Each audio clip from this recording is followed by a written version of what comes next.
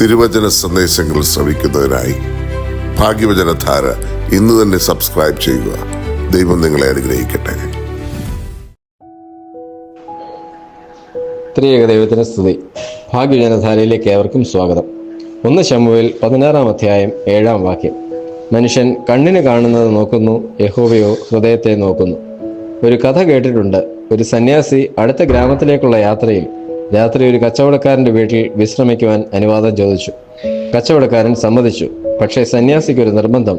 താൻ സൗജന്യമായി ആരുടെയും ആതിഥേയത്വം സ്വീകരിക്കുകയില്ല.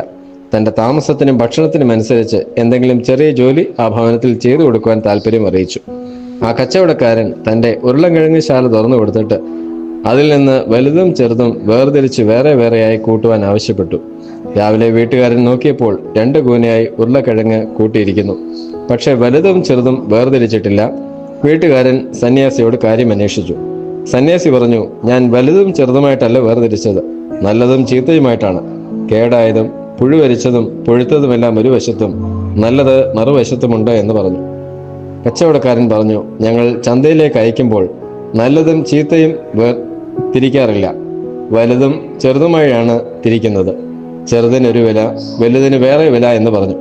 കച്ചവടത്തിലെ സത്യസന്ധതയുടെ ആവശ്യത്തെക്കുറിച്ച് ഒരു നോട്ടം മാത്രം നോക്കി അയാളെ ഓർമ്മിപ്പിച്ച ശേഷം സന്യാസി മടങ്ങിയതാണ് കഥ. ഈ കഥയിലെ കച്ചവടക്കാരനെ പോലെയാണ് നമ്മൾ മനുഷ്യർ. ആളുകളുടെ വലിപ്പവും പണത്തിന്റെ കൊഴുപ്പും പുറമെയുള്ള മോടിയും നോക്കി ആളുകളെ തരംതിരിക്കും.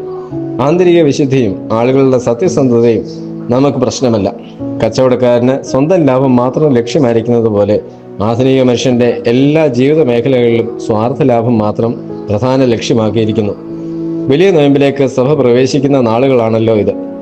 മനുഷ്യ ജീവിതത്തിന്റെ അന്തസാര ശൂന്യത മനസ്സിലാക്കുവാനും അർത്ഥപൂർണമായി ജീവിക്കേണ്ടതിന്റെ ആവശ്യകത മനുഷ്യനെ ബോധ്യപ്പെടുത്തുവാനുമാണ് ഇനിയുള്ള നാളുകൾ വേർതിരിച്ചിരിക്കുന്നത്.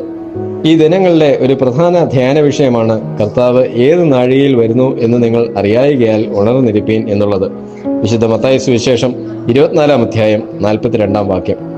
ഇന്ന് പല വീടുകളുടെ ചുറ്റുവട്ടത്തിലും ഓഫീസുകളിലും പൊതുനിരത്തുകളിലുമെല്ലാം CCTV ഘടിപ്പിച്ചിട്ടുണ്ടല്ലോ. ആരെങ്കിലും വീട്ടിൽ അതിക്രമിച്ച് കിടക്കുന്നുണ്ടോ, വസ്തുവകകൾ അപഹരിക്കുന്നുണ്ടോ, ഓഫീസ് സംവിധാനങ്ങൾ തകർക്കുന്നുണ്ടോ, ട്രാഫിക് നിയമങ്ങൾ തെറ്റിക്കുന്നുണ്ടോ എന്നെല്ലാം കണ്ടുപിടിക്കുവാനായിട്ടാണല്ലോ ഇതിന്റെ ഉദ്ദേശം. ദുഷ്ടൻ എപ്പോഴും സുഗമമായ സാമൂഹിക ക്രമത്തെ തകർക്കുവാനും സമാധാന അന്തരീക്ഷം നശിപ്പിക്കുവാനും അന്യന്റെ വസ്തുവകകൾ അപഹരിക്കുവാൻ ഗൂഢമായി തന്ത്രങ്ങൾ ആവിഷ്കരിച്ച് ചുറ്റി നടന്നുകൊണ്ടേയിരിക്കുകയാണ്. നിങ്ങളുടെ പ്രതിയോഗിയായ പിശാച് അലറുന്ന സിംഹം പോലെ ആരെ വിഴുങ്ങേണ്ടു എന്ന് തിരിഞ്ഞ് ചുറ്റി നടക്കുന്നു എന്ന് 1 പത്രോസ് 5 അധ്യായം 8 വാക്യത്തിൽ നാം വായിക്കുന്നുണ്ടല്ലോ.